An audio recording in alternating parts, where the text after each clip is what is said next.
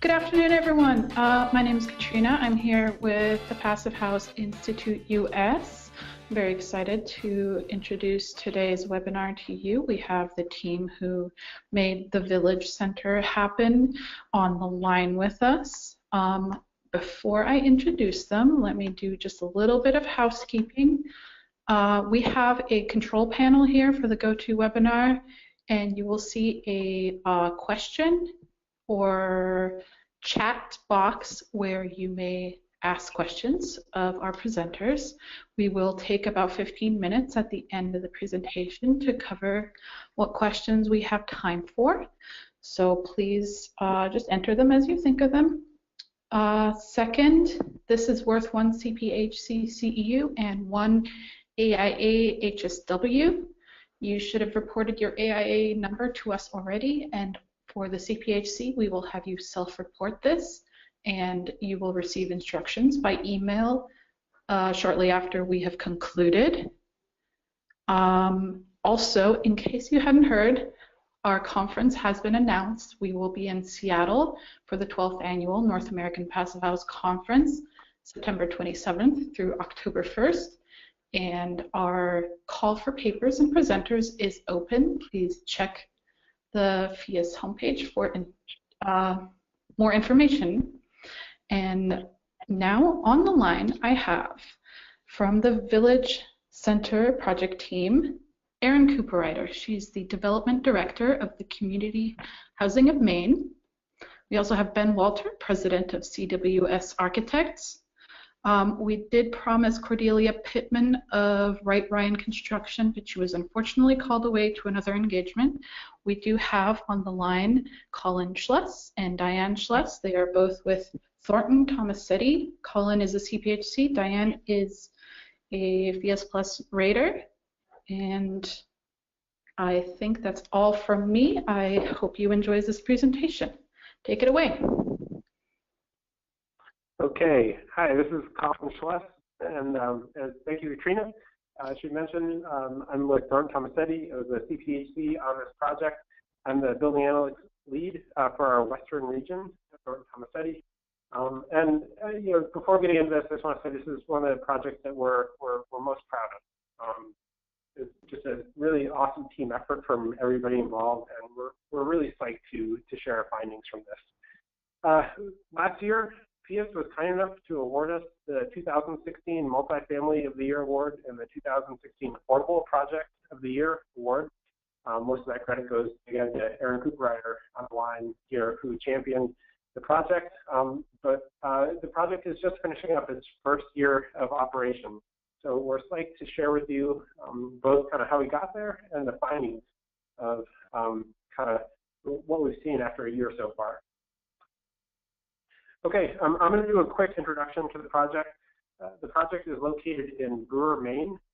So you can see it's kind of midway up through Maine, about 44.5 degrees north latitude. And this is a rendering of the project itself. It's 48 units, a little over 50,000 gross square feet. It's a whole combination of 1, 2, and 3 bedrooms. There's 3 common areas and 1 ever important dog washing room. Dog washing room is for special needs folks in the building, as this project serves Maine's at-risk population. Erin will talk a little bit more about that. And it was completed this spring. So here's some pictures from building science geeks out there of what it looked like before we made it pretty. So airtightness barrier, and again, we'll go into some of this construction stuff. And here's the project now completed. Yeah, so we're, again, excited to talk to you about how we got here and go into some details. So, and before we go into that, I want to say the process of getting Village Center to what it is now was a bit of a cart before the horse experience. You know, a lot of times we like to front load efforts. We like to do early analysis early on. Optimize the site orientation, optimize the envelope. But sometimes when a project has entitlements involved and a lot of moving parts that developers often deal with, you don't have the opportunity to do that early tuning. So because the theme of this presentation is how we took a bit of a cart before the horse scenario, but turned it into an opportunity. So, one more time, the general outline of this presentation is we're going to talk about project start, entitlement process. The early analysis, I say quote unquote early analysis actually, because it was, again, a bit later than we typically like. Design development process. We're going to talk about the construction phase of sort of testing and corrective measures were needed to be done, operating results from year one, and then we've got some cool parametric studies, future applications of Village Center as a model that other projects, other similar three-story projects could use. Okay, well, I am going to pass the mic over to Erin Cooperrider. This is a timeline of the project and where it was initiated. Yeah, here's Erin and Ben thinking up the project in 2013. So Erin, please take it away. Okay, so I'd like to start just talking about the site. You know, you'll see what the site looks like here a little farther along in our presentation. But we started with a site. We were working with the city of Brewer. They had a school site. They put out an RFP to the public. They wanted to have somebody come in and redevelop that site. First, they started with the building. They had no takers on the building, so having secured an EPA grant, brownfields grant, they were in a position to take down the building, remediate the hazardous materials in the building, take the building down, and sell the land. So before any of that work happened, they needed to understand that somebody could come along and do something here and understand what they would do. So it really was a process in which we worked very closely with the city, sort of putting together the idea, figuring out what needed to happen on their end and our end, and seeking the financing. And this project was financed primarily with low-income housing tax credits. Obviously, it's a new construction project. And the city had to do a few things like change their ordinance to allow the kind of density we needed in order for the project to be competitive for the financing we had envisioned for it. We also worked closely with the city to come up with some ways in which we would compensate the city for the sale of the land at a very low cost to the project. And that involves creating more connectivity with the rest of the town. So this is a redevelopment project that include the design, permitting, and construction of a municipal parking lot, a municipal bus shelter, and a sidewalk connecting the recreational facility with the housing project, the municipal parking lot, and then some abutting uses. There's a senior project in very close proximity, and also the school district's superintendent's office, which also houses a gym which is used for community activities. So trying to bring together our family housing project with the existing senior project in the existing recreational facilities. So that started with Ben and I sitting down and saying, okay, what can we build on the site? How tall can it go? How many units can we get in it? How will we finance it? So it began with a back and forth between Ben and I about, you know, with my running the pro forma and him telling me how big the building needed to be, sort of an outline sketch of what could we build here. So just backing up one quick step, I should probably say that Community Housing of Maine is a relatively small, nonprofit, affordable housing developer. We are about 23 years old, and we've done about 80 projects in 37 different communities in Maine. So although we do work statewide, we have a staff of 9, and our mission focus is the creation of housing with supports for folks with low incomes and special needs. And this particular project was a workforce housing project targeting families, but we also worked with some folks in the community to target those populations that were particularly in need of housing with support. So among other things, the building and the project is designed for folks who have difficulty seeing. So Colin alluded early on to the dog washing room. That actually is important element for folks who have service animals, need to have a service animal with them. So we've got now a site, we have an idea that it's 48 units. We've gone after the financing. We've talked with the city extensively about their ordinances. We put together our site plan and subdivision application. And although the building isn't completely designed at this stage, we have a pretty good idea of what the building is going to be and what it will cost us to build based on our past experience. And as we started talking to a broader audience about the project once it had reached beyond the conception stage, we're talking to our board of directors, obviously, and to our staff. And you'll see, just quickly here, we'll walk through how we got to thinking about Passive House.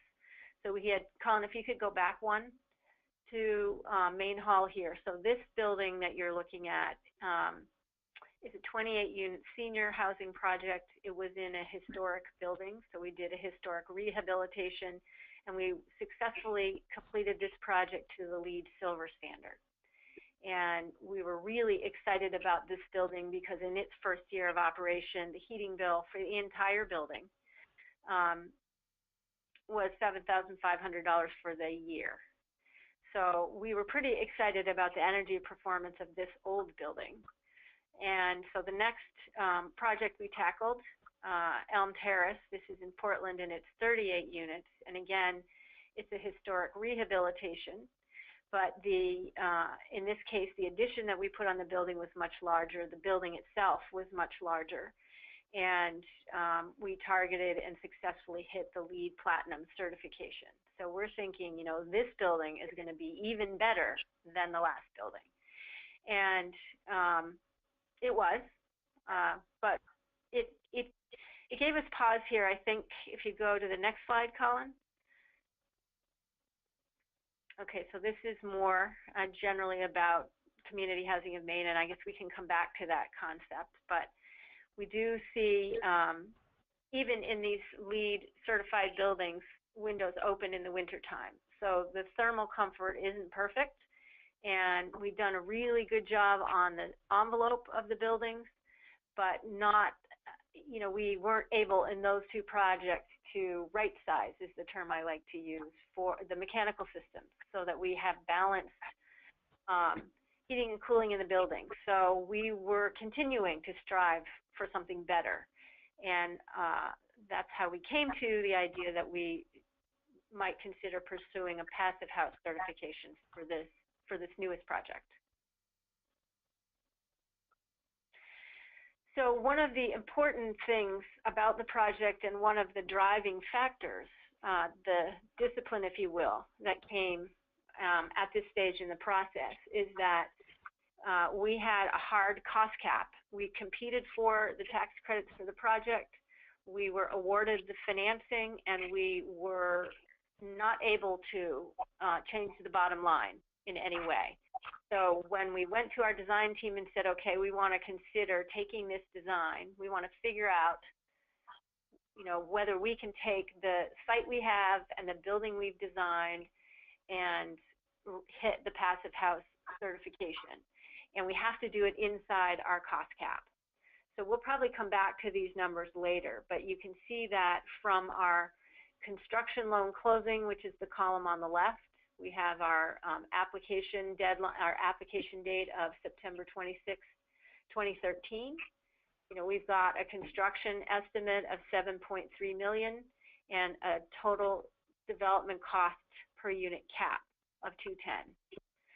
So we had to hold on to that construction pricing all the way through the project. So that was the discipline that drove the decision. So we want to both hit Passive House and stay under our cost cap. So Colin, there we go. So here's our site. Colin, I think I'll turn it back to you and let you just talk about what we had versus what would be optimum at this stage. Yeah, sure. Unless you'd like to have Ben do that. Sure. Oh, okay. Ben, do you want to jump in? Yes. So we've reached the stage here where we're talking about, what we had to work with versus what's optimal, and what we've done in other projects at this stage. in terms of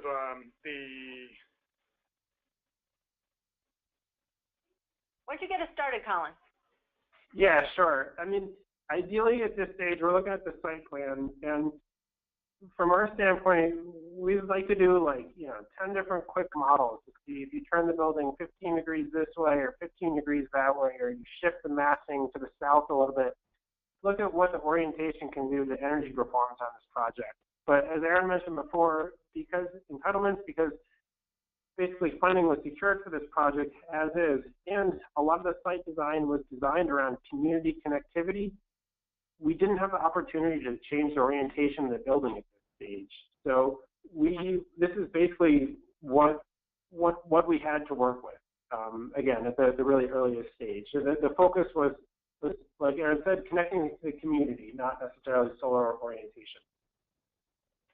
Yeah, this is Ben Walter at CWS Architects, and I'll add to that a little bit. You know, in the ideal world, if you're trying to come up with the best solar orientation, you would have a site that was pretty suburban and allow you to orient just the way you want to do. But in reality, most sites that you find don't have that opportunity.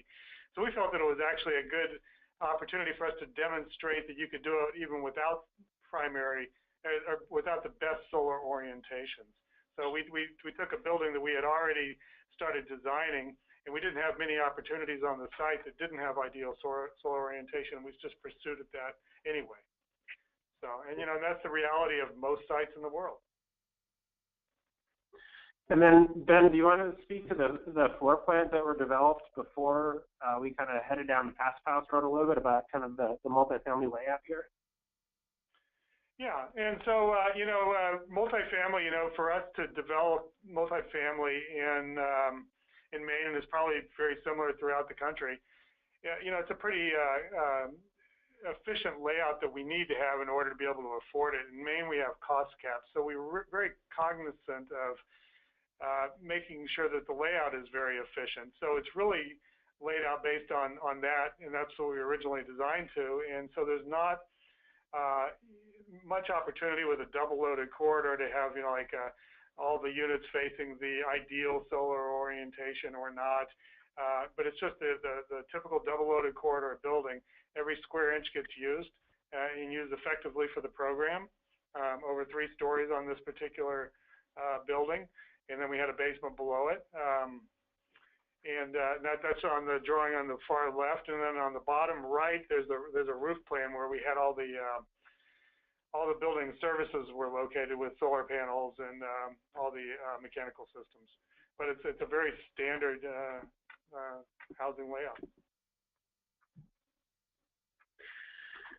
So now I'm going to jump in about how the whole idea of Passive House got involved here. After Ben and Erin worked on the conception of this project, my boss, who I'm going to throw under the bus on a publicly recorded webinar, is on the board of CHUM, Community Housing of Maine. So sitting on the board, Gunnar is excellent at pushing high performance standards, and I think at one point he was kind of looked to understand what the next step is with these projects and what the aspirational goal of the project to achieve. And he said, Passive House, of course, Passive House.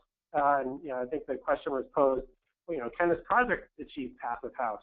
And it's already been basically designed and it's cited and all this stuff. And Gunnar, of course, the eternal optimist, and for good reason, said, of course it can achieve Passive House. Should not be an issue.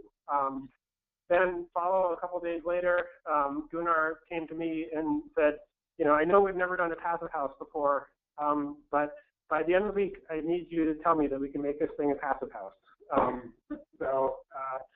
My sentiments here. So we began to scramble to figure out how to make a building that was cited and more or less brought almost through DD phase equivalent into Passive House standards. And as Erin mentioned before, there was a hard cost cap on this project. So not being able to spend a penny more than was allocated, it was our exercise together as a team to try out a whole host of different options and see what we could do to get the project there. So here we are after planning board approval and permitting. And this is a funny slide. As I mentioned before, we like to use our really fancy analytics tool to front load efforts and make us have, we didn't use any of those. We've got all these fancy tools with a whole host of fancy colors with them. We didn't use any of them. Basically, what we did to start this off was just getting a Passive House. Passive House publishes these helpful standards that say, based on your climate, here's what we recommend for overall U value. And that was basically the rule of thumbs we went with. You can see Brewer, Maine's climate was right between cold and very cold. Those are technical terms here.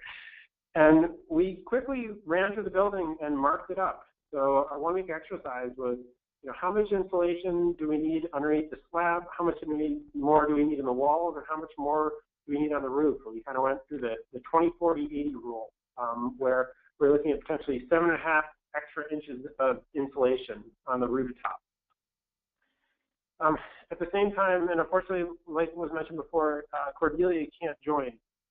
But Cordelia and Wright Ryan Construction, as well as Ben and CWS, were absolutely critical to this process, where as we were feeding them these higher R values that we wanted them to try out, Ben and his team were designing different wall sections that could meet these R values, and Cordelia and her team were pricing out all these different options. So we had a whole host of different options that, and you can understand the pricing with them and what it would take to get there.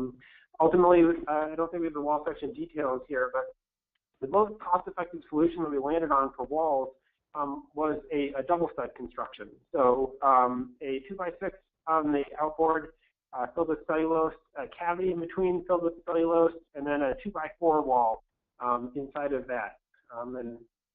Yeah, that was our 40 range. Of course, as you guys know, on these projects, windows are a major flag. Windows are perhaps the most expensive component of the building envelope. And per Passive House standards, we wanted to quickly get our heads around what sort of windows does the Passive House want. And it was a really interesting exercise. We found that windows were critical in terms of energy performance, but really the criteria to evaluate window selection by was comfort.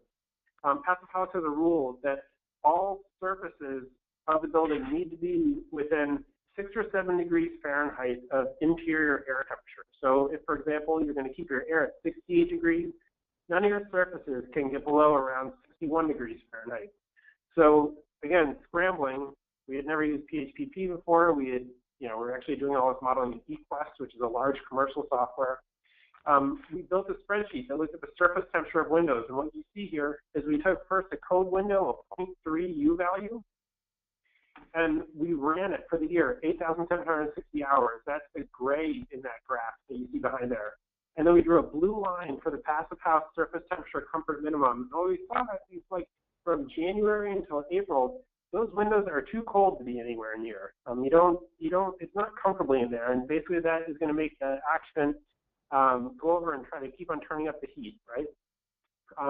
Then we ran that same analysis, but with a triple pane window with a 0.1 center of glass U value. And if you look now, that red line, the window surface temperature, bumps up above the blue line and only dips down a couple of times. And the reality is the only times it was dipping down was probably in the middle of the night when folks are asleep, when you maybe don't know the difference. And given Brewer's climate and the extreme chill you can have there, it's more or less impossible to be entirely above that blue line in terms of thermal comfort, but this analysis showed us that a triple pane would kind of get us there and was in fact necessary on the project. Following that was a hard scramble where we had to learn how to use PHPP right quick. Now PHPP at this point, this is before Whoopie Passive, all spreadsheet based, and we just started banging out iterations of the world's biggest spreadsheet here. It was a really blunt force process to get an idea of what was necessary. As we were going, we were holding with our envelope input. Phius came along and said, hey, we've got this pilot program we guys want you to check out. It's called Phius Plus.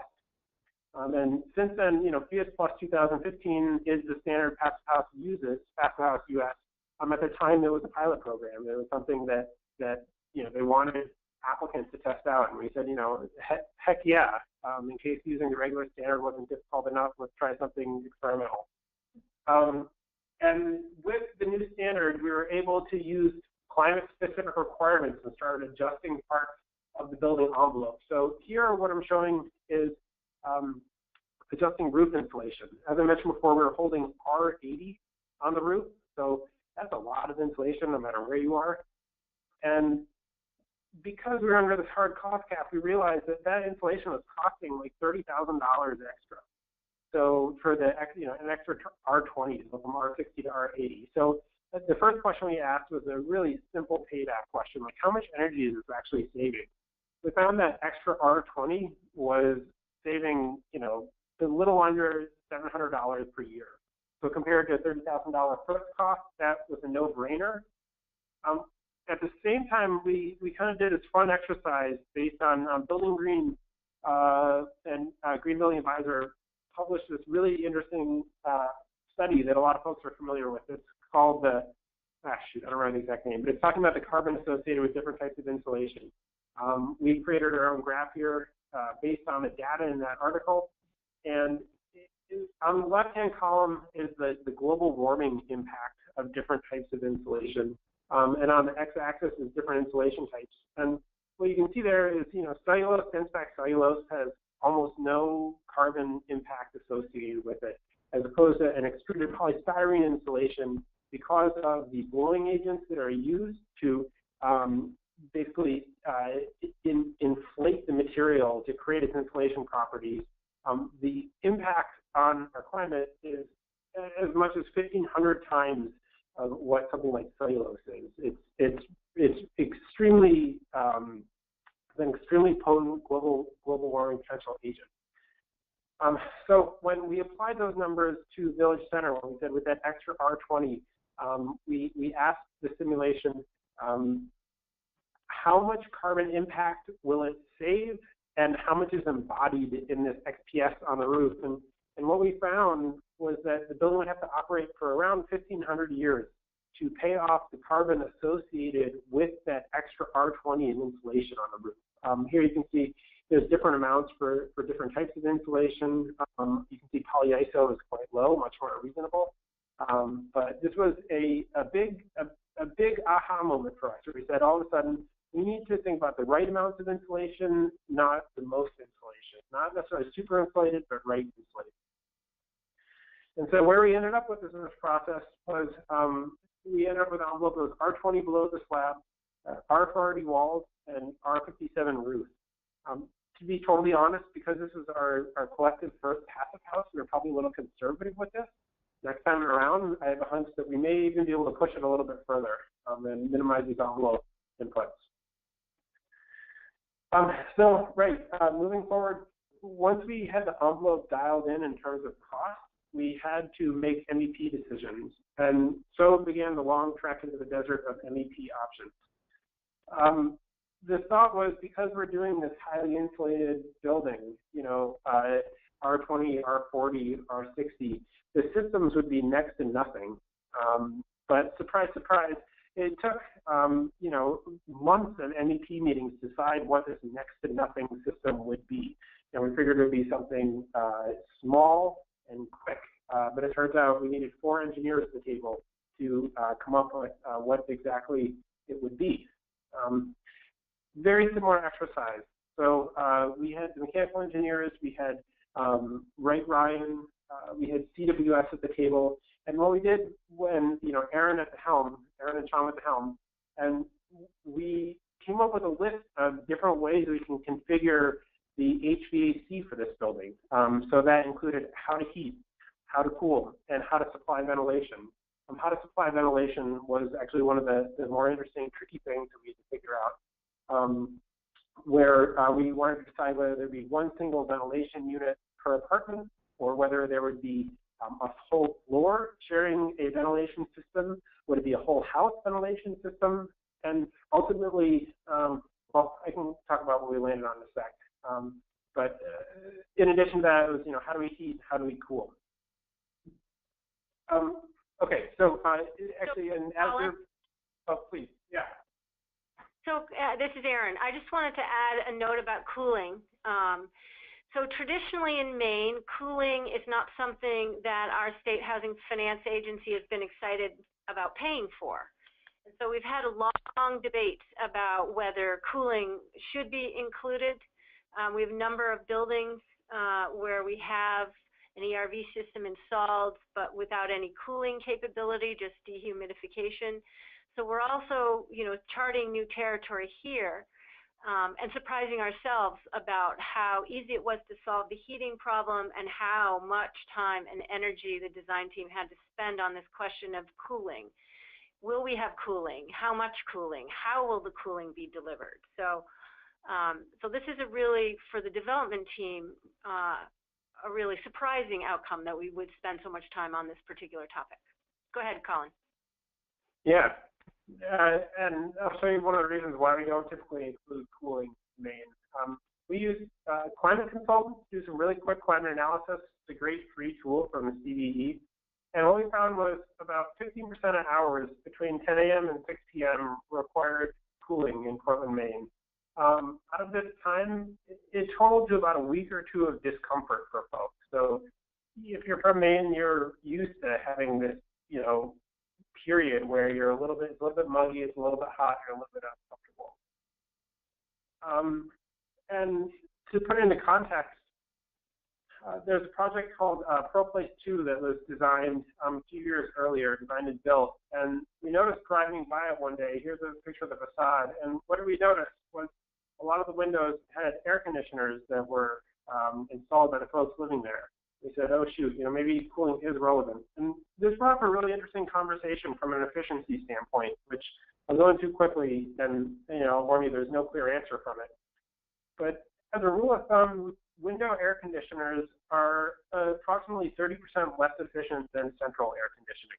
Now, your gut instinct is they're less efficient, they use more energy. But the reality is when you install central air conditioning, that means that the owner, the developer, is paying for that cooling that's going to all these rooms. In this example, when people put their own AC units in, that goes to their plug load. So all the tenants are actually paying for their own cooling, which means that they're seeing those electricity bills. They may be less inclined to use it because they're paying at the end of the day.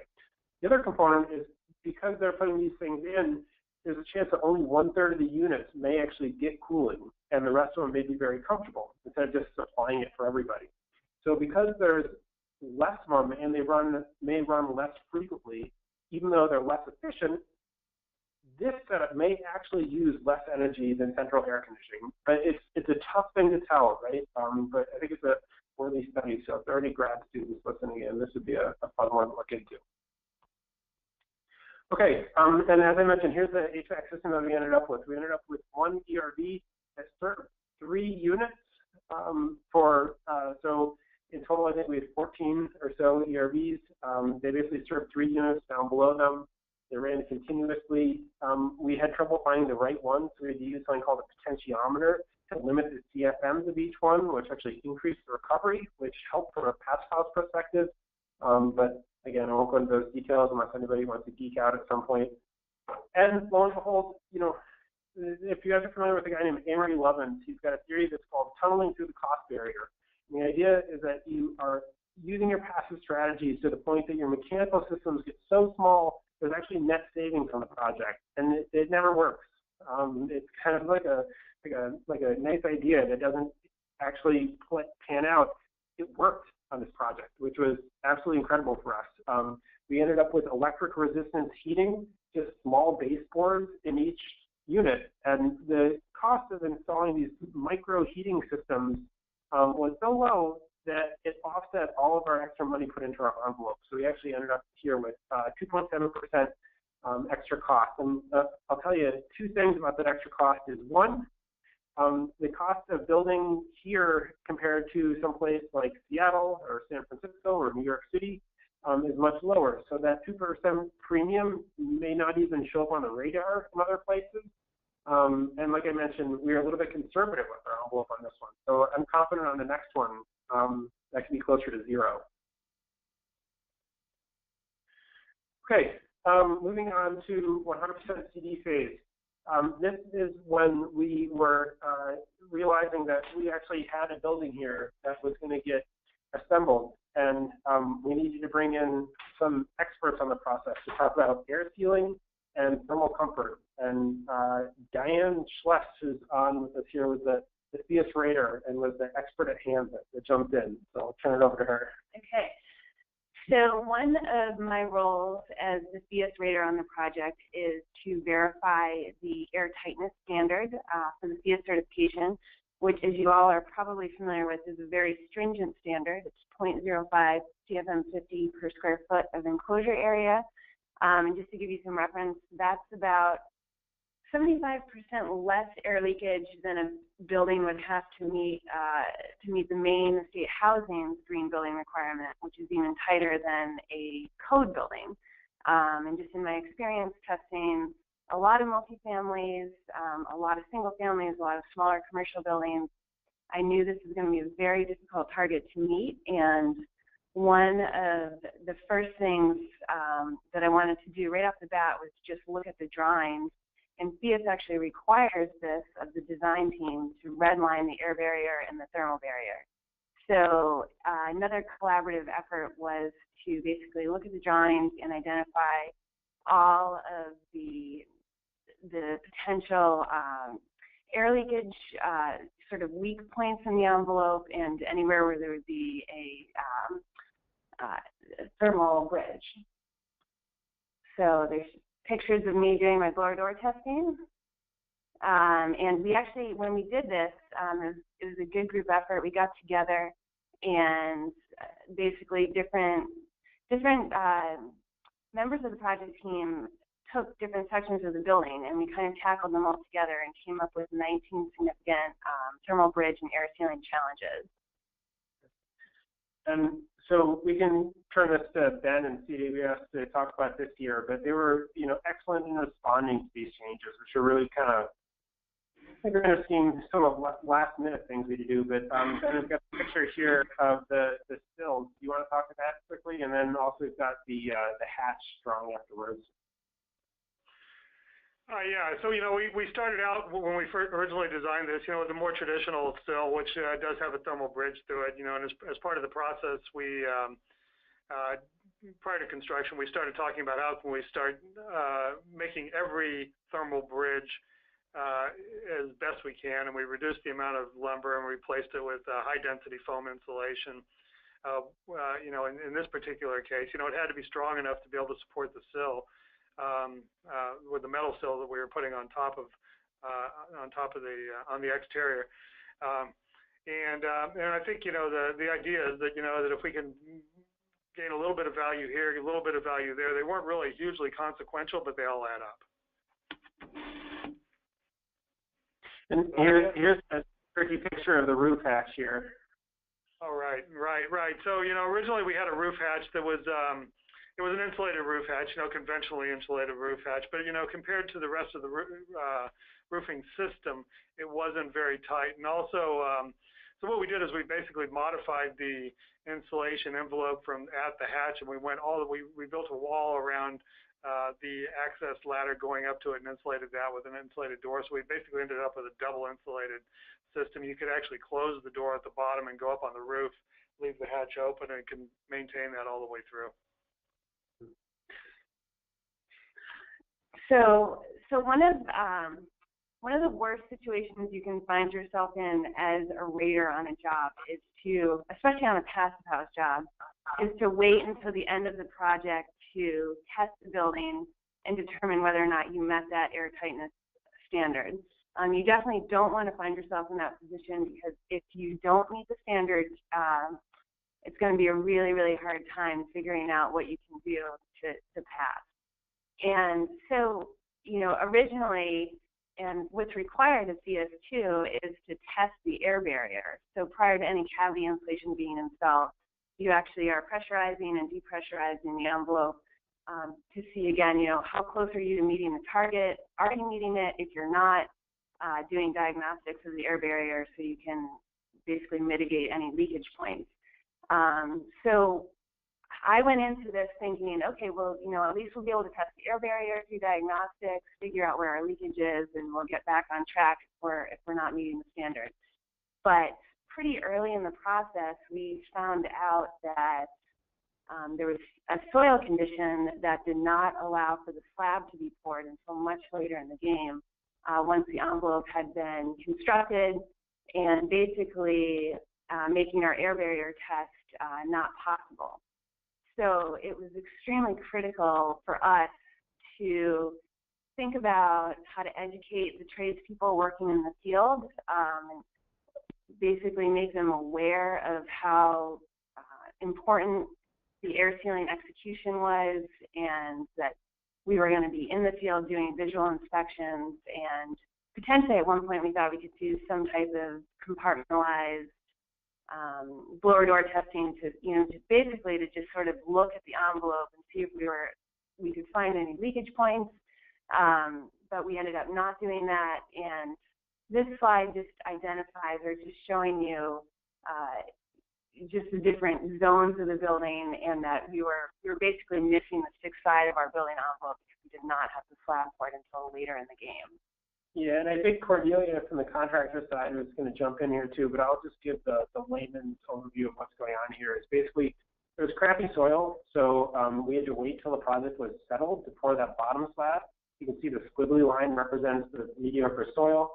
So what happened is the whole building basically has to be built up, and then it gets enclosed, and as they're enclosing on the way down, in order to keep up, right, Ryan needs to do all of the drywall work and the gypsum work that's really critical for air sealing. And it's not until all that stuff is on the building and the building can actually settle into the ground that you can pour that slab without it cracking. And that's Diane's 6 side. It's really, really critical for doing testing. Yeah.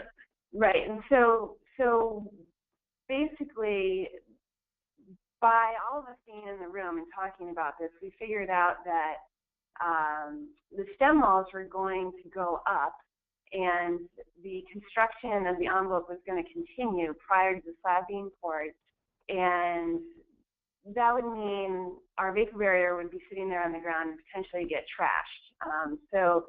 And really compromise, any possibility of this passing, our tight air tightness standard.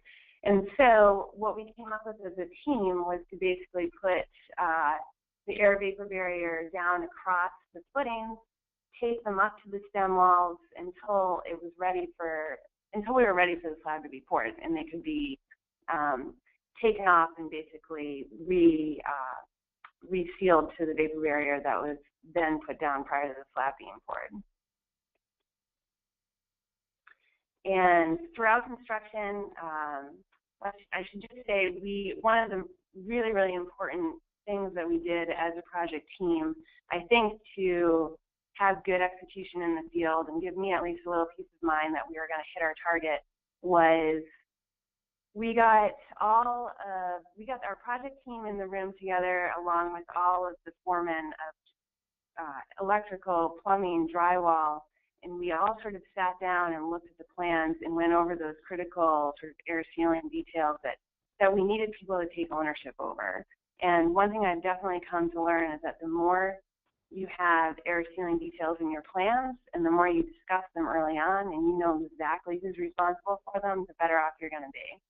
And this is just a sign that we tacked up all throughout the building, basically all 4 sides and the ceiling, and really kind of making all the different tradespeople aware of, any hole they were drilling in that sheathing was critical, and we needed to know about it. It needed to get sealed back up. So it might have been annoying for the site super, but I think it was a good thing overall. You just looked at the clock here. Oh, go ahead, please. So I would just add that I actually think the site super and the project manager really appreciated the time and effort that the design team spent with all the subcontractors, because what we experienced on the job site was less contention between the trades, more cooperation, people really proud of what they were doing, and folks being really careful. They understood they had input in how to solve the sequencing challenges that the air sealing requirements set up for us. So I would say, speaking for the construction company, that it was a good experience. No, absolutely. I agree. And I think, Yeah, I think those early meetings I think that really gave people you know, more ownership in the whole project, and it definitely promoted just goodwill on the site. So when we finally got to groundbreaking, we had a lot to celebrate. And CHOM does not normally do groundbreaking celebrations. We usually wait until it's all done and up, and we're not sort of putting the cart ahead of the horse. But in this case, we started the project with the cart ahead of the horse, so we went ahead with the groundbreaking ceremony, gave the city something to be excited about, and learned what we didn't know. Okay. And we'll rip through these real quick just because we just looked at the clock and realized that we're almost out of time. This is a last-minute catch that when we submitted for final pre-certification during the construction phase, we noticed that there was a problem with potential mold accumulation on the walls. Phius was incredibly helpful in identifying this for us. We had a great back and forth with Graham Wright at Phius, who was so helpful. He actually brought up the point that if you can't afford some of the more expensive vapor barriers like Proclima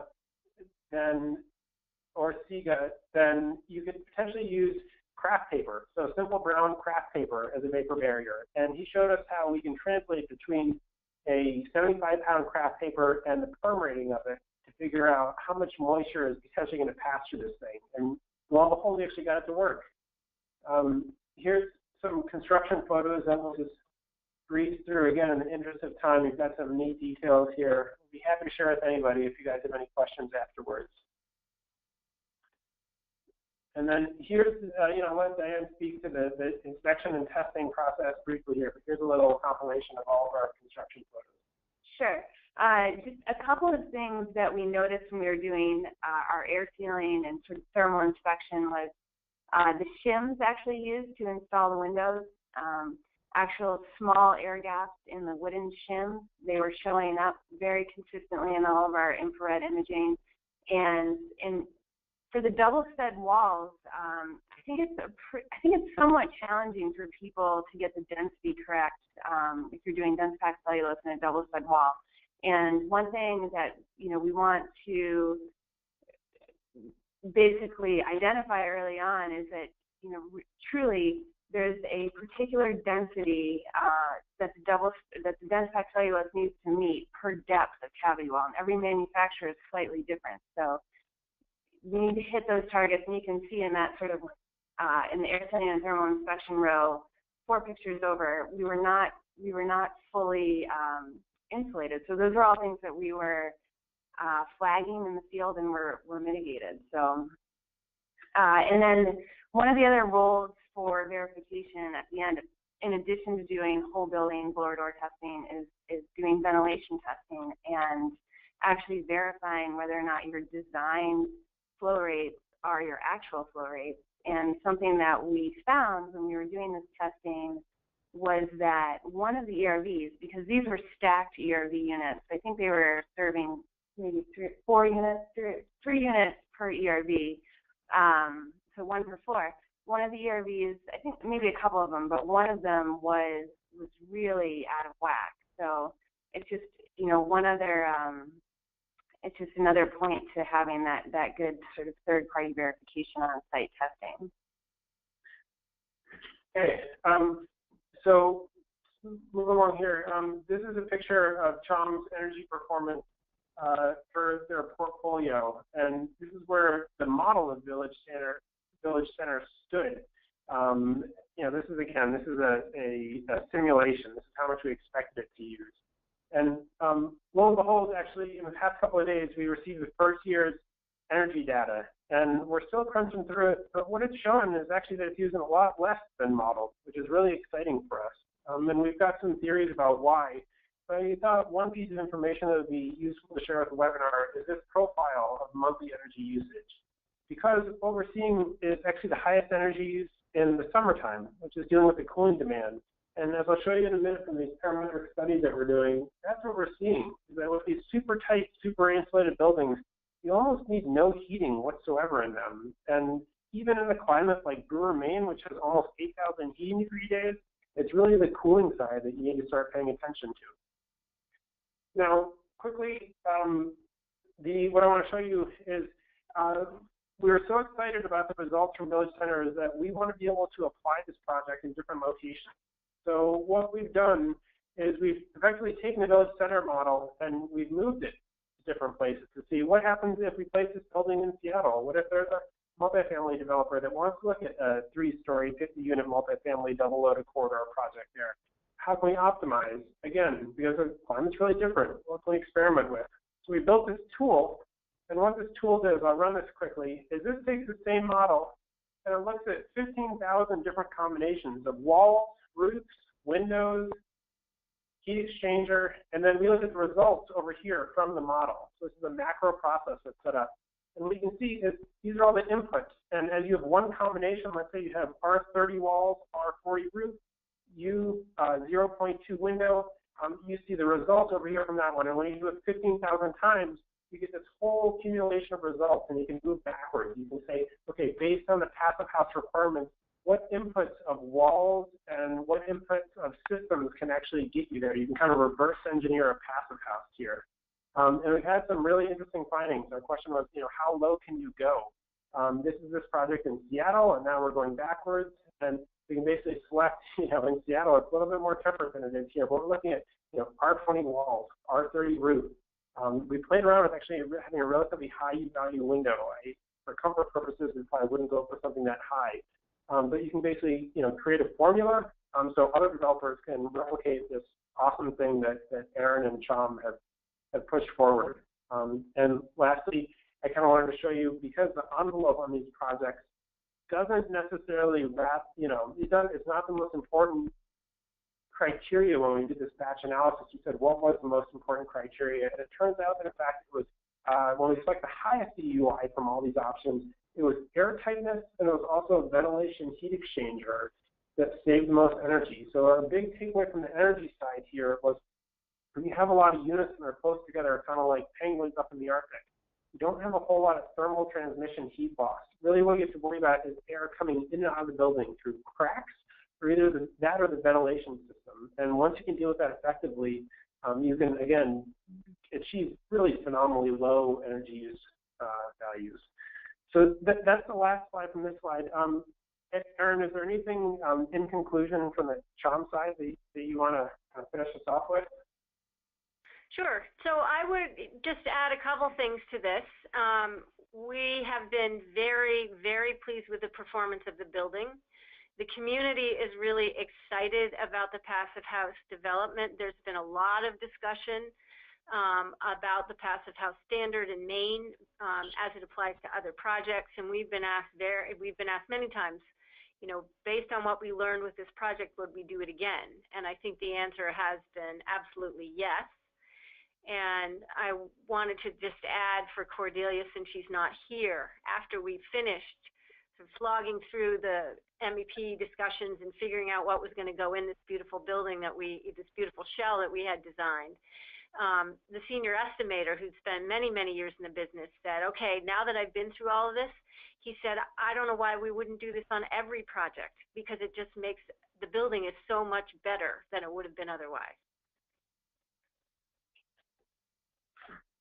Okay, so I think that's it from us, yeah. So we're really looking forward to sitting down with Colin and the design team again with our 1 year's worth of data, and really look at where we got, what were the most important elements in achieving this kind of energy performance. Cool. Fantastic. Okay, well, thanks, and we'll open up for questions, I suppose.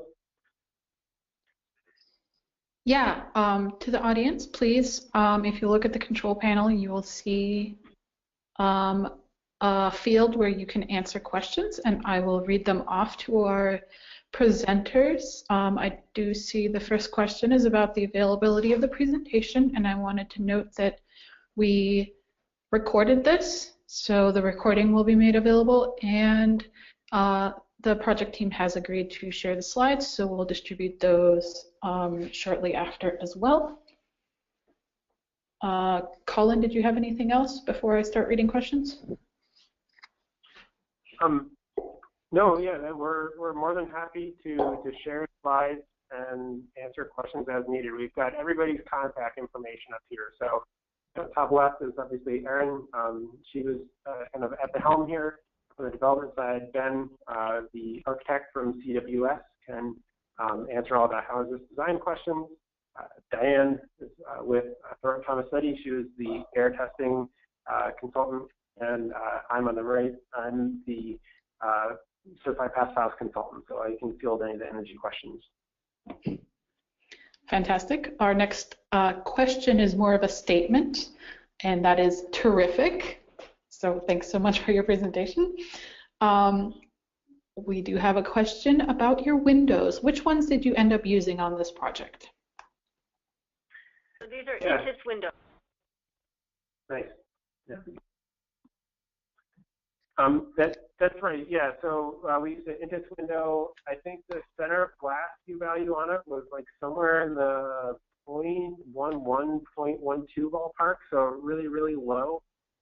In terms of solar heat gain coefficient, off the top of my head, I don't remember exactly what we used but I know on the west and the south, we used the SHGC of like between 0.3 and 0.5, and the idea was, we also had shades on the south and the west, and the idea was to, really manage the cooling load. I think in the future, maybe, I don't know, I'd definitely simulate it even lower just to see what happens, while maintaining a high visible transmittance. Obviously, you want good light in there, and then a little bit higher on the north and the east orientations, just because.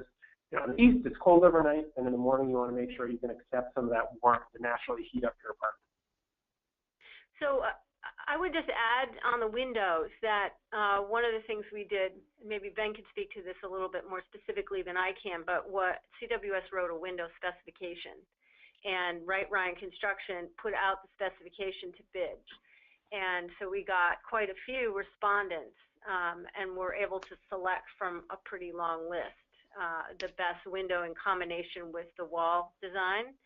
And I wanted to add that as a result of this exercise, both Wright Ryan Construction and CWS, and certainly Chom and Thornton Tomasetti, had a lot of data.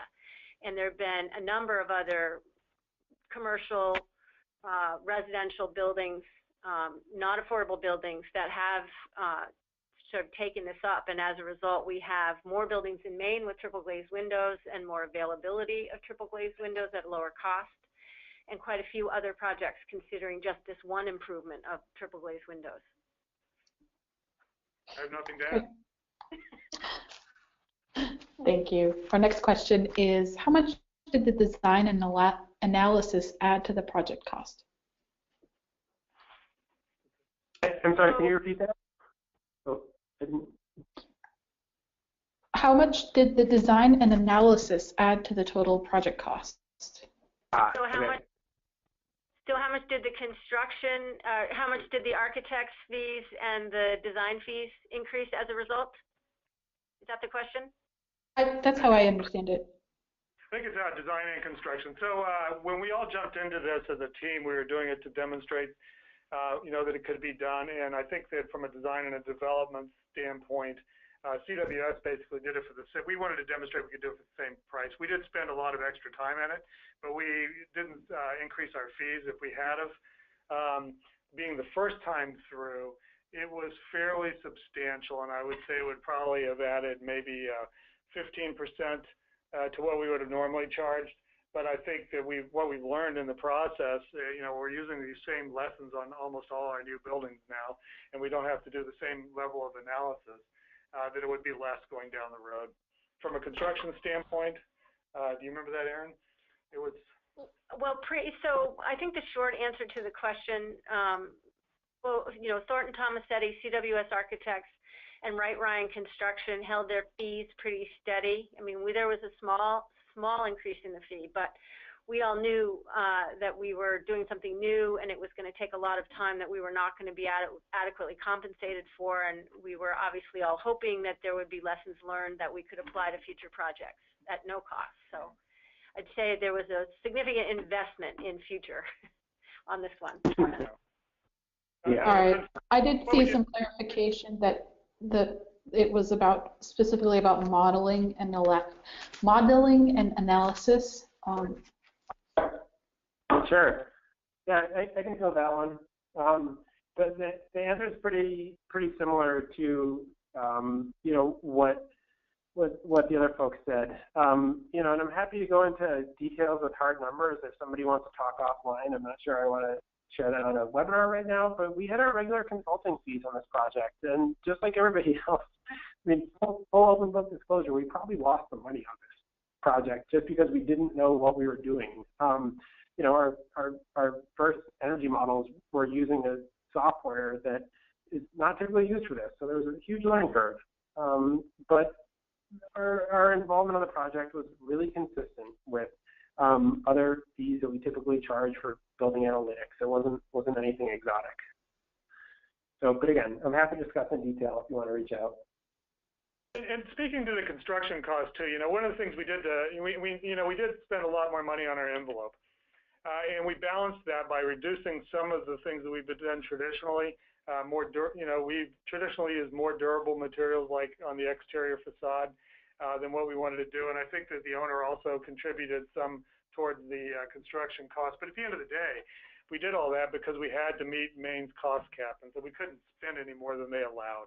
And so, it looks like a wash on paper, but, creatively we had to manage that through changing of some other systems. But it wasn't huge. I wouldn't say it was huge. I think it was still I think it was probably in construction cost wise in the 3 to 5%. 2.7%. Oh, 2.7. She knew that. Our next question kind of is on a similar vein. Can you give an analysis of cost per square foot compared to similar buildings the developer has completed? Was there a premium? I think we've talked about the additional cost being in the 3% range. This building was $137 a square foot, and I think it's just like all the other buildings for the reasons we mentioned earlier, which is we had a cost cap we had to work to. So we adjusted all the building systems to hold that cost cap. Just as an example, you can't probably tell from the slides you're looking at, but the building has vinyl siding on it. And that isn't a choice we would normally make, but it was a choice we needed to make in order to be able to make the investment in the envelope that we made. All right, and then we have a question about what is the heating load and cooling load, and what is the heating and cooling demand on the structure? Oh shoot, I don't have it. I have it up, but let's see.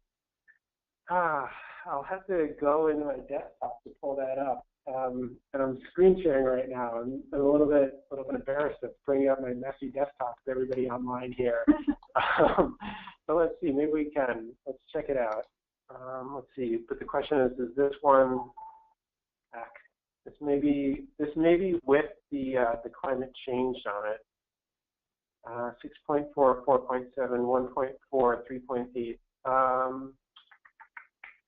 This may be. While Colin is demonstrating to you what he did for this project, I would just like to add that as we started out, we're in the first phase and we're considering, the wall types, and Ryan is pricing them. Every 3 days or so, I say to Colin, okay, so we're going to make it? Do you know for sure we're going to make it? Are we going to make it? We have to make it. We can't just sort of do it and say we tried, but we didn't quite get there. And I didn't really know until we made this first presentation long after the building was built that he was actually building this model, and that he really had worked, night and day for many, many days just to get to get to a model that could take all of the information in and spit the answer out. So I wasn't very patient with him in the beginning of the process. That's funny. Here, I think I'm pretty sure these are the results up here. In column B, you can see the modeled results, and column I was we called the pilot requirements. Now it'd be the Phius Plus requirements. If you'll notice, we weren't hitting the primary energy requirements. We needed to add the PV on the roof to hit that. So the primary with PV is down below here, and we're at about 46.7 kBQs per square foot per year primary, which equals an EUI. This is not for certification, but for reference purposes of about 21. And based on our 1 year data so far, it looks like we might actually be in the teens in terms of EUI, but we need to drill in a little bit further to have absolute confidence on that.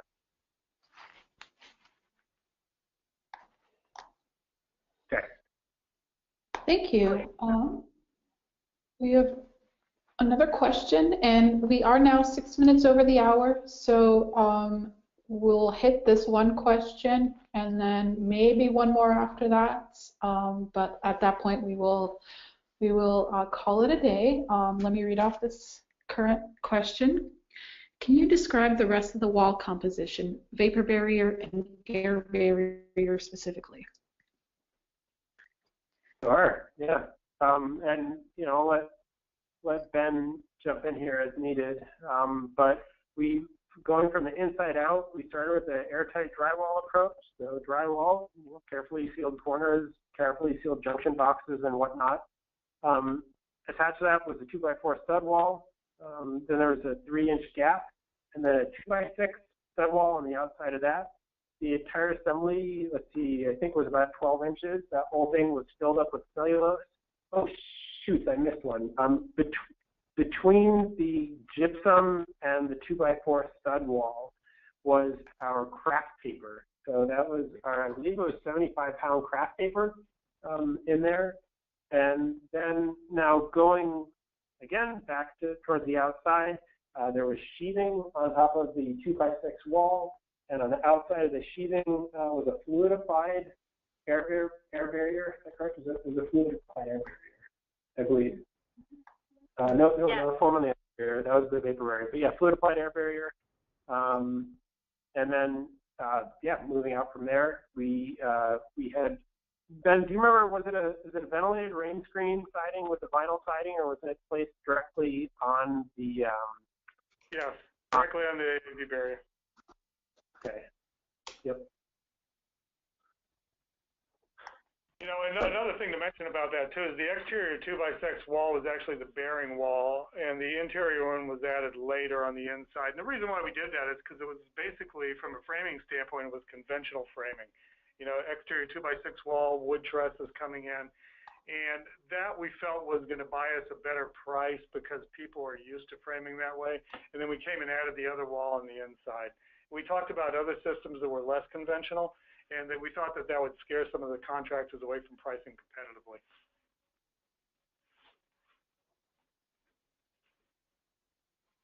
Okay. Okay, guys, this was excellent. Thanks so much for sharing your time. Congratulations for being the top awardees in our multifamily and in our affordable categories last year. We hope to see more projects from you come through our awards selection process in the future. For our audience, we will be emailing out your self-reporting information shortly. Please look for that by email within the hour. And then the recording and the slides will come a little bit later. There's a bit of processing to be done on that. And we really hope to see everyone in Seattle for the 12th Annual North American Passive House Conference. Information on our website. Colin, Erin, Diane, Ben, thank you so much. Thank you. Thank you.